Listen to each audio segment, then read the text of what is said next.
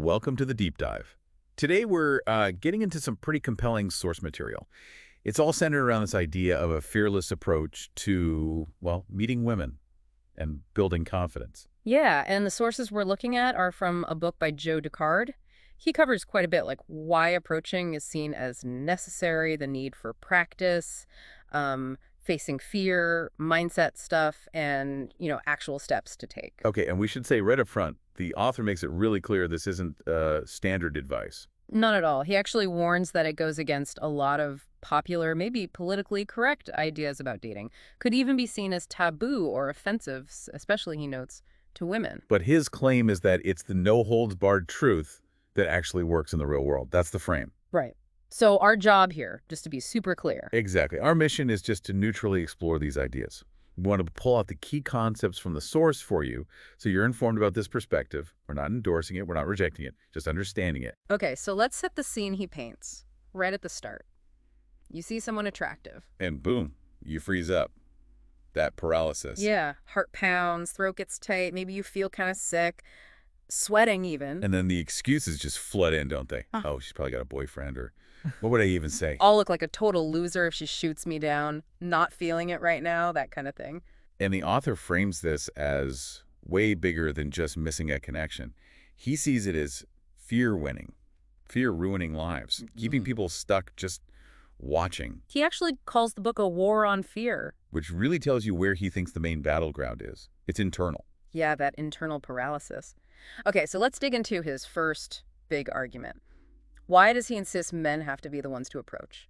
He presents it as, well, almost like a man's duty, a responsibility to initiate. And he frames that act of initiating as masculine, attractive even. Right. And he says waiting around, hoping someone amazing just appears. Well, based on his own life, waiting most of his life, he says it just doesn't work. So you have to accept that role, he says, as an honor. He even brings in the golden rule, but flips it a bit. Like, since you'd appreciate an attractive woman approaching you confidently. You should offer that same thing to them. Initiate confidently. What really jumps out here is his focus on dropping the ego. Totally. Don't compare yourself to the lucky guys or to women who get approached. His blunt take is nobody gives a shit about your struggle. Ouch. But his point is, take control of the one thing you can control. Which is you, yourself, your actions. And he spins that as empowering. You get to choose who you talk to instead of just waiting and hoping. Yeah. Luck is for losers, is a direct quote from the source. He throws out a pretty stark statistic, too. Claims 99% of guys don't approach women they find attractive. They just check them out and gawk, his words. And he thinks technology, antisocial trends are making it worse. So his challenge is pretty clear. Be part of the 1%. And the goal this all leads to, he calls it abundance. He connects it to his own past, feeling stuck in a relationship because he felt he had, quote, no other options. Led to desperation, he says. So approaching is positioned as step one, the absolute first step to building that abundance, those options. And you can't get that sitting at home, right? Nope. He says even he still has to approach regularly to have women in his life. Having options changes how you act, he argues. You act the right way. As opposed to that desperation. Yeah, that clinging on like she's the last drop of water vibe he describes. Approaching lets you go after what you want, not what you desperately need. Okay, but what about other ways?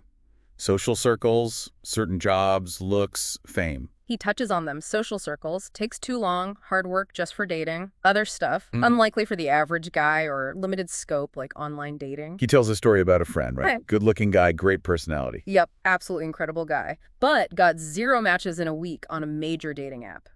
He contrasts his own early pictures with a typical online gamer image to make a point about online versus real-world disconnect. So his conclusion is pretty direct. Extremely. The easiest and most effective way for any guy to immediately bring girls into his life is to go out and start approaching them in person. Best bang for your buck right now, he says. Okay, so if you're going to do that, where? Where do you find women? He admits he doesn't know your town, but lists possibilities. Festivals, meetups, parties, malls, charity stuff, restaurants, bars, happy hours, clubs, parks, events, beaches, classes. You get the idea. Basically, research places women gather. In person. Yeah. The bottom line he keeps hitting is, get out of your head, off the phone, out of the house. And out to where the women are. He shares his own start too, said he was petrified, had analysis paralysis, just collecting info, not acting. But his first success Mm. wasn't what you might expect. No, he was over 340 pounds, he says. 2 girls in a college class helped him out, invited him to parties. He uses that as proof you don't need to be in perfect shape first. He avoided bars initially. Yeah, but then saw this huge line for a beach bar, packed with attractive women. Realized he had to go where the numbers were, to maximize efforts. He quotes the dating coach, John Lee. That's where the women are. And that first night, he deliberately went out to approach. Sounds intense. Oh yeah, days of dread, throwing up beforehand, wanting to bail. But he forced himself, made a stand against fear. Wow. And despite being sick and shaking. He pushed through, talked to tons of people, got numbers, approached maybe 20 groups, even found a wingman. And the big takeaway from that night. Became his mantra, basically. Facing big fears, massive rewards. He started actively looking for things with women that scared him. And attack those fears like I was the Terminator. That's quite an image. It is, and he repeats this core idea. The greatest rewards in life come from facing and overcoming your biggest fears. He really uses his own story, total loser, crippling social anxiety, to say, look, if I did this, you definitely can. Probably easier. Right. His goal, he states, is to help others avoid the pain and frustration he went through. Okay, so that relentless action, facing fear, it leads straight into his next big point. You need practice. Lots of it. Exactly. No way around it, he says. To get better results, you need practice. Doing what you always did gets what you always got.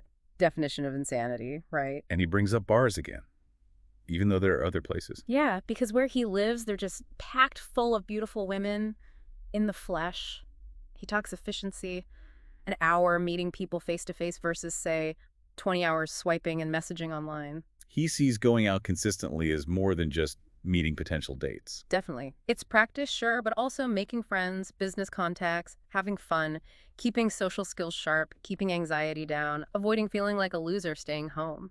The argument being technology pushes us to stay in, but real-world socializing is a crucial habit, especially for men. And your comfort zone is the enemy here. Don't let fear stop you from going where the opportunities are. He mentions another plus for in-person, quickly gauging the vibe. Right. Saves time compared to endless texting that goes nowhere. Now here's an interesting twist he offers. Because of tech and introversion. Yeah, he claims having real face-to-face social skills makes you stand out more now. It's better to stand out than blend in online. He argues the guys too scared to approach in person are flooding the apps. Where attractive women get bombarded by try-hard guys, he says.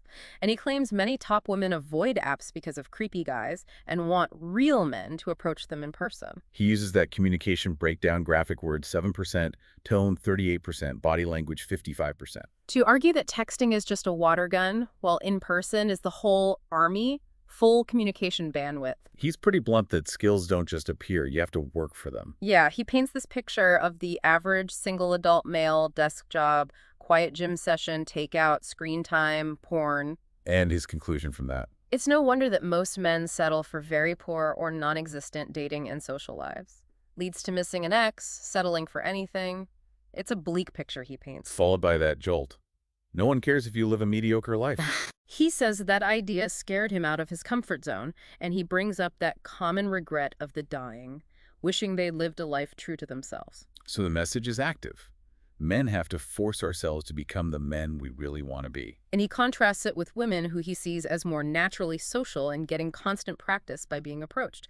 So men, he argues, have serious social ground to make up. This leads to a really strong statement he makes. Yeah, that every single man on this planet should spend some time in the trenches approaching. He sees rejection not as failure, but as character building. Teaching things like persistence, positivity, humility. Flexibility, relating to people, staying calm under pressure, conversation, flirting, showing intent, confidence, even vulnerability. He says society might want timid men, but that's the easy path. And he walks the talk, right? Still goes out weekly after 10 years. Yep. Meets women, keeps skills sharp.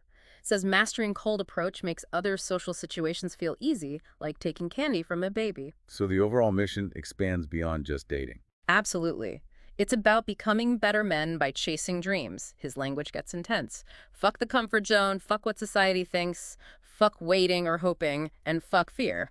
He sees it as a potential amazing snowball effect for your whole life. starting with this one action. Which, of course, brings us back to the biggest hurdle for most people. Yeah. The fear itself. Right. Let's unpack how he suggests dealing with that fear of approaching. He touches on the why.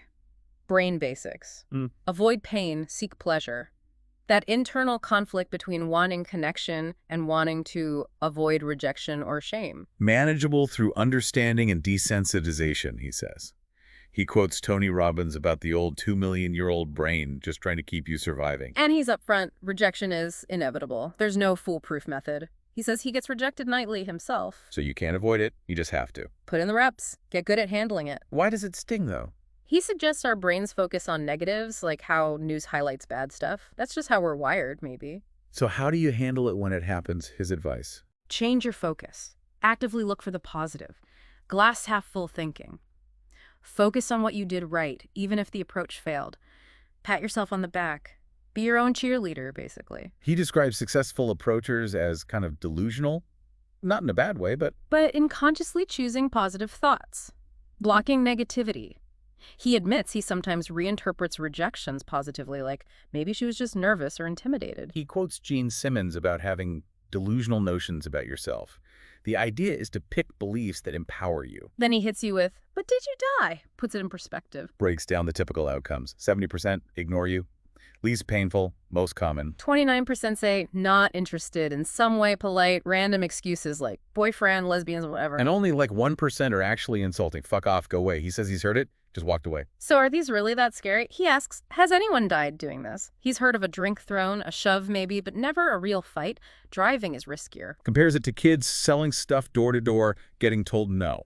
It's normal interaction. The fear isn't the act. It's what you make it mean about you. So why do women reject? His advice.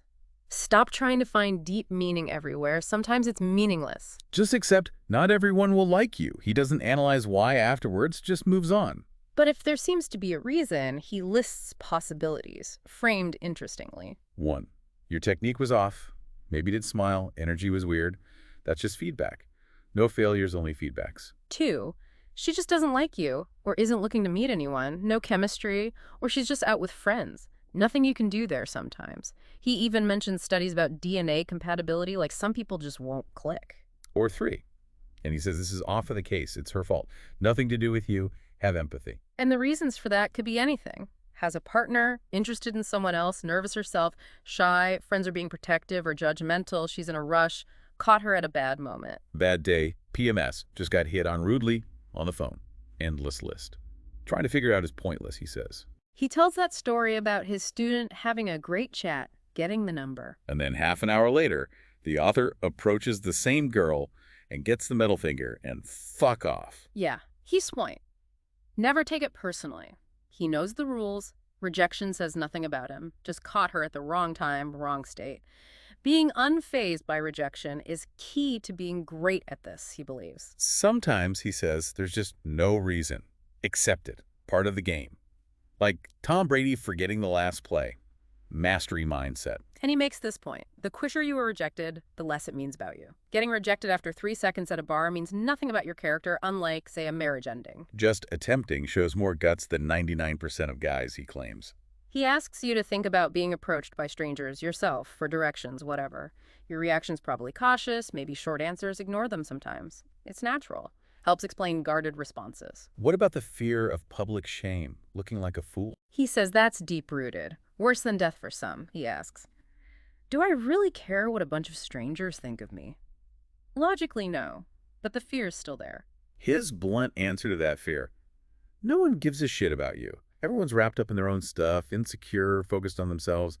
You're just not that special in their world. Try to picture strangers from last night out. You probably can't. So the question becomes, am I willing to give up what I truly want because of what other people think? And the creepy factor. Yeah. People thinking you're weird. He claims 90% plus won't even notice or will assume you know her. If they watch, they get bored fast. Only interested girls or really bored people watch long. And those who watch, he claims, often admire the courage. What about other men watching? Often jealous, he says. Might hope you fail, makes them feel better. But he claims they scatter or look away fast if you succeed. He encourages taking pride. Every single guy on the inside wishes he had the balls to do what you're doing. And women watching. His take is pretty bold here. Yeah, he claims they become more attracted, instinctually, drawn to confidence, guys going after things.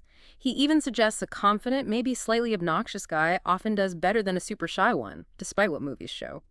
He thinks women react to the attempt and might even position themselves closer to a guy who's trying, being the one doing versus just watching. Okay, but what if you mess up? Say something dumb. He says you will, especially when new. He admits he messed up loads, embarrassed himself, but often people found it endearing or respected the effort. Tells that Nigel story repeating a weird line. Yeah, and girls started finishing it for him. Doormen loved their hustle, let them skip lines. The feared consequences turned into rewards. Messing up is how you get good. Which brings us to his main strategy for fear, desensitization. Exactly. Like skydiving.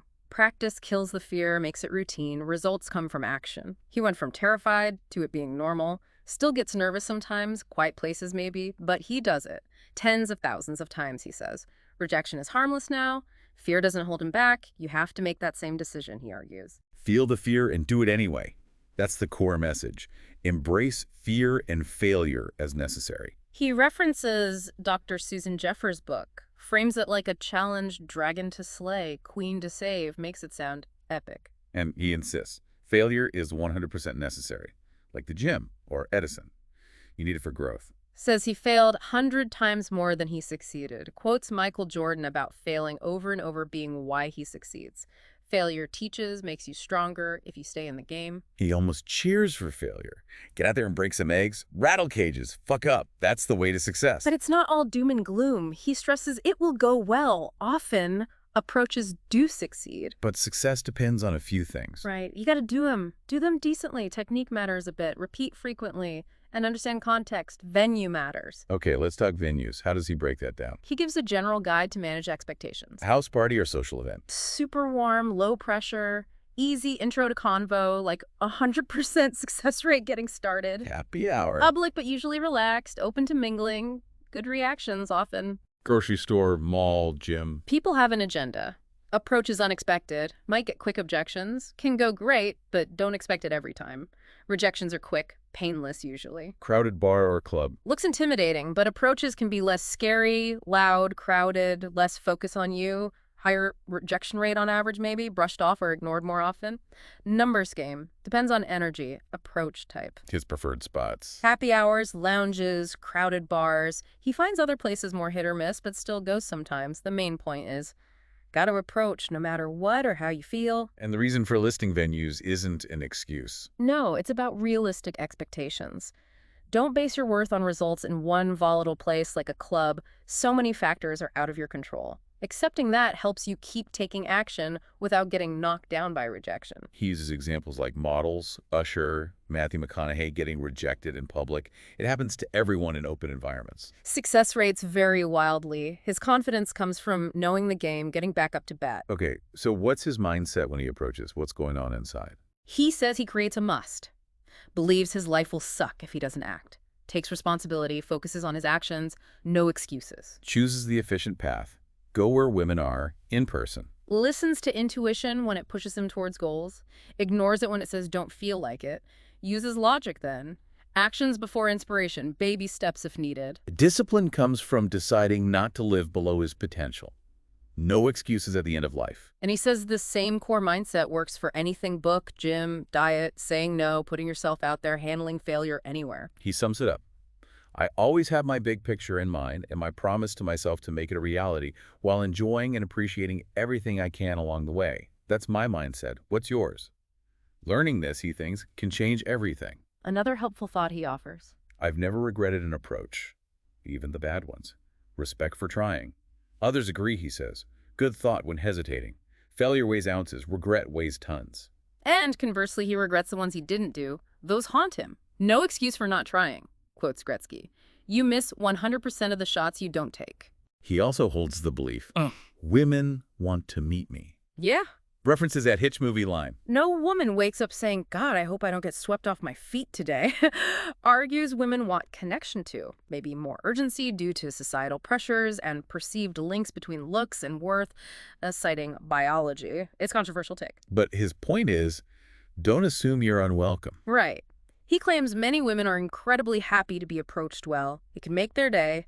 Plenty of single women want to meet a good guy. Improve yourself and your skills. More women will be happy to meet you. And one last mindset piece. I don't want every woman I talk to. Yeah, approaching acts as a filter. He tells a story about a gorgeous girl with a boring personality, attractiveness dropped. Okay, not to click. It's okay for them not to like you, and okay for you not to like them. Experience raises standards. Filter quickly. He adopts an instructor mindset. Find the girl in the room who is dying to meet him. If someone's not into it, good. Wouldn't have worked anyway. It's not you. Okay, thank you. Move on. He wraps this by saying nobody had to convince him. He knew approaching was the foundation, embraced it, mastered it, says it changed him into a better man. Okay, so that leads us right into the end of the source material. The next steps for success. Actual things he tells you to do. Step 1. Go back through the source. Highlight stuff that inspires you. Put those phrases on your phone, wall, whatever. Read them when you need a boost. Quotes Tony Robbins. Takes one idea you're willing to use to change your life. Step 2. Yeah. Tell a friend about this stuff. Get a wingman. Yeah, says, many guys hate going out alone. Sharing might get you a buddy. He frames it as joining his mission to empower men. Suggests texting a friend the website, fearlessapproach.com. Step 3. Make a promise to yourself. Decide to move forward. Quotes Grant Cardone, it's easier to succeed than it is to fail. Reflects on his own misery when inactive versus the reward of taking responsibility. Not limiting your potential is like being dead, he suggests. So pick a day. Say enough is enough. Let the old excuses die. Start building the life you want. Step 4, get out there, physically. Do field work. Find out where women gather in your area, in person. Research festivals, meetups, bars, malls, whatever. Try different places. He mentions driving 1.5 hours himself to practice in a small town. No excuse? Someone with your excuse made it happen. And the source cuts off there, right before a visualization exercise, but ends strongly. The time is now. Yeah. And it leaves us and you with that final thought he mentioned just before the end, from Thoreau. The mass of men lead lives of quiet desperation. Makes you think, doesn't it?